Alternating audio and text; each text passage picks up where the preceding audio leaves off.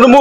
केवल गोटे कथा को आधार करके विकास को आधार करके भारतीय जनता पार्टी छाड़ी विजु जनता दल रे योगदान कली मु हृदबोध कली जे माननीय मुख्यमंत्री नवीन पट्टनायक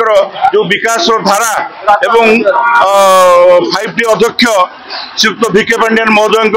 कार्यशैली रे अनुप्राणित होकर मु विजु जनता दल जोगदेली। अशोक पंडा महोदय मंच उपस्थित भुवनेश्वर महानगर निगम सम्माननीय मेयर भौणी सुलोचना दास महोदय मंच उपस्थित मीडिया सेल प्रभारी डॉक्टर प्रियव्रत बाबू एवं मो सहित जो मैंने आज भारतीय जनता पार्टी त्याग करी विजु जनता दल आदर्श अनुप्राणित जॉइन कर अशेष अशेष धन्यवाद दूची सम्मुखर उपस्थित समस्त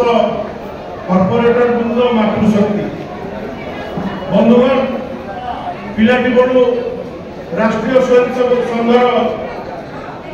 स्वयंसेवक हिसाब से लंबा 45 वर्षर कार्यक्रम तार भितर 1990-91 मसीह राम मंदिर आंदोलन में जड़ित हो भारतीय जनता पार्टी काम करवा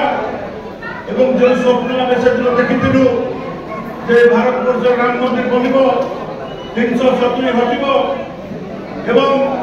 यूनिफॉर्म सिविल कोड लगे ये कथा आज साकार होती तो से जगह मुझे अनुभव कली जे भारतीय जनता पार्टी रे मोर जो काम थिला आज समाप्त है मु धन्यवाद देवी 4.5 कोटी ओडिया लोकंकर आस्था भरोसा विश्वास ग्यारंटी प्रतीक माननीय मुख्यमंत्री नवीन पट्टनायक महोदय को जहाँ प्रेरणा दुईटी जिनस विचारधारा और विकास दुईटा जगह पाखे अच्छी अच्छी विकास केमती अच्छी विचारधारा गत 10 वर्ष भितर मोदी सरकार देशर हित लगी जो जो कठोर पदक्षेप नहीं सबू कथार ओडिशार माननीय मुख्यमंत्री दृढ़ भाव में ठिया पक्षे जहाँ फल आम स्वप्न साकार हो तो बंधुगण ये हूँ विचार कथा तेणु से विचार को बर्तमान मोर कम सरला भाविली